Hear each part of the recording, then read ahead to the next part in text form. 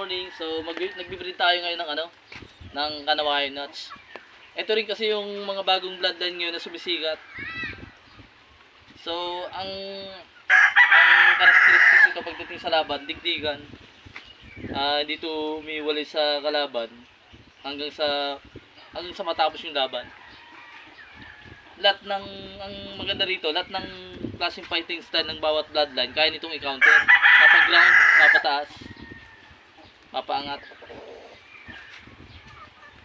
Saka pag sinabong mo to, pag sinabong mo, kailangan laki mo ng pusta kasi ito pag nanalo either baldado or kaya patay.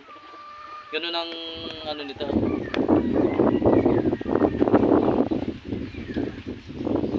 Hindi lang siya ganun kaklase kasi kumpara sa sweater, malit yung ulo ng sweater sa mahabang tuka. Ito naman hindi ganun kaganda ang appearance. Pero ito subok na to.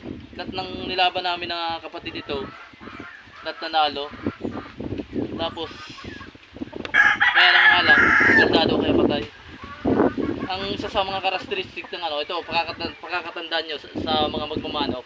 Pag sinabi mong hatch, green legs. Ayan.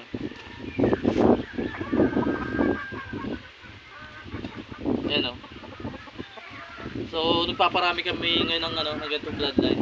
Pag mag-PM lang kayo. Pag kurso natin yung gusto nyo bumili, mag-PM lang kayo. Ano yung dalawa na